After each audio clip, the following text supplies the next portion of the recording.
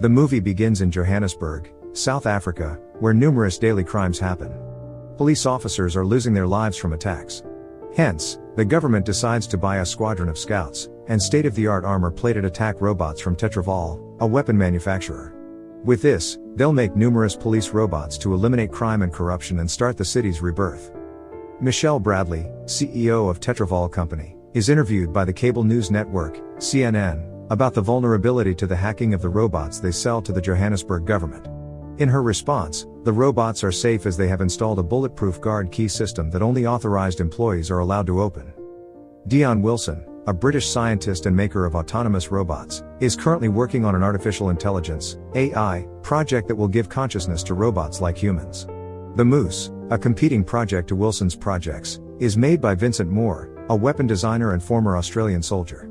Moore explains that the Moose is indestructible and can be controlled by a human through an advanced neural transmitter helmet. Later on, Scout 22, a police robot, arrives at the mechanical and electrical facility of Tetraval to be repaired after it malfunctions in a battle with criminals. Eventually, mechanics repaired the missing parts and made Scout 22 function again. Suddenly, Scout 22 and other police robots are announced to deploy on a mission against a criminal gang headed by Hippo. Ninja, America, Yolandi, and Pitbull, criminal gang members fleeing in a gray van, go to meet Hippo, their gang leader, to report their delivery of wasted tons of illegal drugs. When Hippo grows furious, Ninja begs him to name his price so they can pay him back for the wasted illegal drugs. Unhesitatingly, Hippo aims for a handgun and shoots at Pitbull's chest to scare Ninja and make him pay $20 million within a week. Unexpectedly, military aircraft arrive to bombard the gang's meeting place with tons of bombs. Police robots, including Scout 22, arrive to attack and shoot the gang.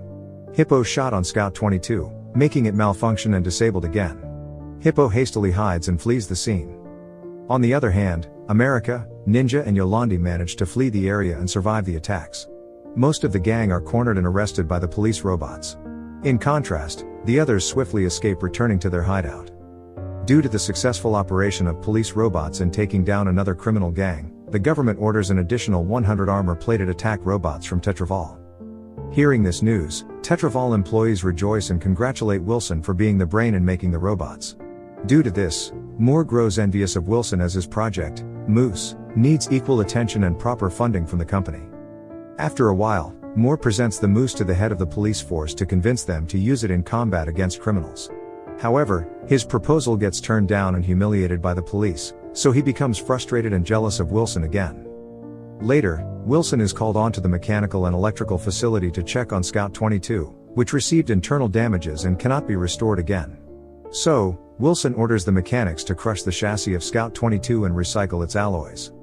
As Wilson's project is given a lot of attention by the government and the public, this gives Ninja, Yolandi and America an idea to commence a heist to steal Wilson's access device on the robots. Once they steal the access device, they'll use it to control robots and earn money to pay the $20 million deal they have with Hippo. Wilson, successfully establishing his project on the full artificial intelligence of robots, heads to meet Bradley to present his proposed invention. However, Bradley turns down his project as she explains that the company focuses more on armor-plated attack robots than robots with consciousness like humans. Due to that, Wilson searches for the damaged Scout 22 to test his AI project on it. He gets his hands on the guard key to use on his project without Bradley's permission. Instantly, he drives home but gets hijacked by Ninja, Yolandi, and America. They smack his head, making him unconscious. In a secret hideout in Soweto, Ninja, Yolandi and America bring Wilson with them. They torture him to give them access device to robots. In confusion, Wilson explains to them that the robots need access devices as they are made to operate independently. Unconvinced, America searches Wilson's car and sees high-tech equipment and the damaged Scout 22. Wittingly, Yolandi suggests to Ninja to use Wilson to program the Scout 22 to be in their control. Ninja, liking the idea, instantly demands Wilson to program Scout 22, or they'll kill him if he resists. Wilson, having no choice, builds Scout 22 and installs the single guard key he equipped in the company without Bradley's knowledge. Successfully, Scout 22 functions again, but now with the consciousness of a human. Wilson feels deep satisfaction with his creation and starts training Scout 22. Yolandi grows the fund of Scout 22 and names it Chappie. Sadly, Ninja drives Wilson away after he has assembled Chappie. The next morning, Ninja trains Chappie to be a gangster like him. He impatiently teaches him how to shoot and attack people, yet Yolandi stops him as Chappie is an innocent robot that they should not involve in their crimes. Ninja reminds Yolandi their purpose of acquiring Chappie is to do the heist so they can pay back Hippo the $20 million debt. Yolandi unenthusiastically lets him train Chappie on his own accord. Later, America and Ninja drive their van with Chappie to bring him to a dangerous neighborhood to fend for himself. Chappie, left in a dangerous neighborhood, grows frightened as thugs attack him mercilessly. They throw kerosene at him and set him on fire. Traumatized, Chappie hastily flees to save himself from the thugs. However, on his way back to their hideout in Soweto, Moore forcibly takes him in his van to threaten and remove his chassis. Moore, knowing that Wilson uses the single guard key on Chappie, successfully extracts the guard key from Chappie's head. Feared, Chappie escapes the van and swiftly walks back to Soweto. As he returns to their hideout in Soweto, Yolandi weepingly fixes his chassis and blames Ninja for traumatizing him. Ninja apologizes as he has no knowledge that leaving Chappie alone in a dangerous neighborhood would make him end up with a broken arm and chassis. With a few days left to pay the debt of $20 million on Hippo, Ninja trains Chappie again to fight and learn weapon handling. When Chappie's all set, Ninja, America and Chappie commence a heist and head on to a rich neighborhood to steal expensive cars. Ninja and America rejoice as they acquire numerous expensive cars, all with the help of Chappie.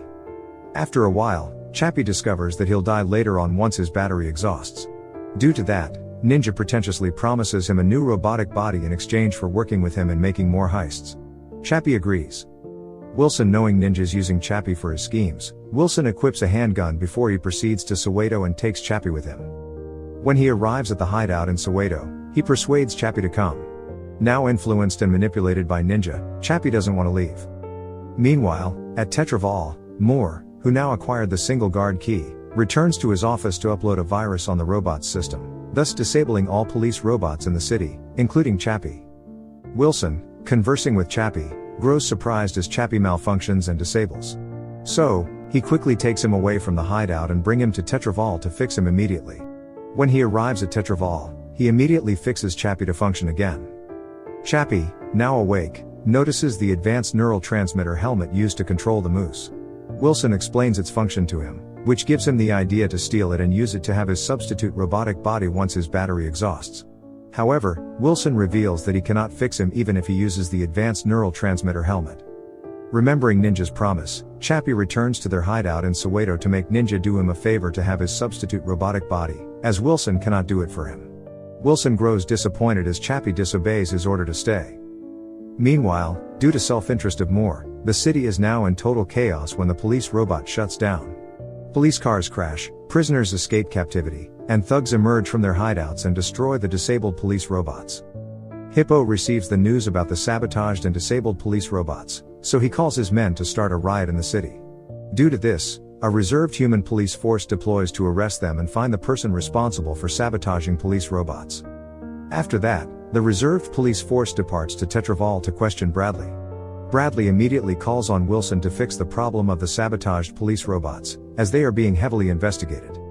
Later, Wilson discovers that the guard key is no longer installed in Chappie but is stolen by Moore, who has caused all the chaos in the city. So, he angrily confronts him and threatens that the company and the whole city will know what he has done. Morning comes, and Chappie returns to their hideout in Soweto to test the advanced neural transmitter helmet on himself. Excitedly, he asks Ninja to find the substitute robotic body he promised.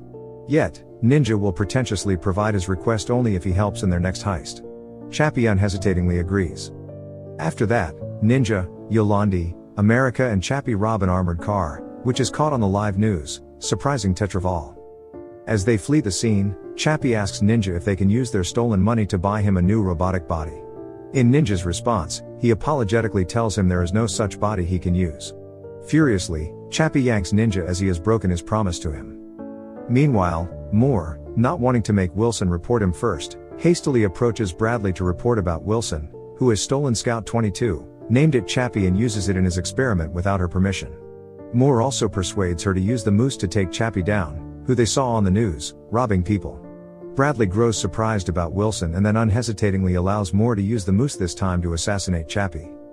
On the day of the debt collection of Hippo on Ninja, Hippo brings his men with him to the hideout on Soweto to take the $20 million, including Chappie, who he is fascinated with. Triggered, Ninja starts to open fire at them, eventually making Hippo and his men combat him and America. Unfortunately, the Moose, controlled by Moore on an advanced neural transmitter helmet, arrives at the hideout to attack the gang. It mercilessly kills America and then bombards the entire hideout to kill some gang members. Then, it detects Wilson in the area and targets him to be assassinated next.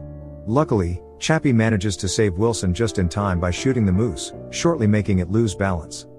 However, as Wilson is about to escape through his van, he gets shot and mortally wounded by Hippo, who is later killed by Ninja. Ninja shoutingly calls on Chappie to escape the hideout with Yolandi and Wilson. At the same time, he remains to fight the Moose and sacrifices himself. Yolandi, not wanting to leave Ninja, sacrifices herself to save him.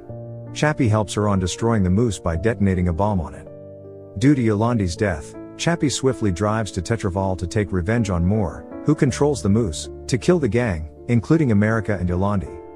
Chappie uninvitingly enters Tetraval to beat Moore to death in his own office. Tetraval employees, including Bradley, traumatizingly see the whole scenario. Bradley contacts the police force to deploy and take down Chappie, who is currently in the building. Swiftly, Chappie leaves to return to the van and save Wilson's life by using the advanced neural transmitter helmet to move his consciousness to a robot. Luckily, Wilson, now a robot, survives. Chappie, now a wanted robot from the police force, moves his consciousness to a different robotic body with the help of Wilson.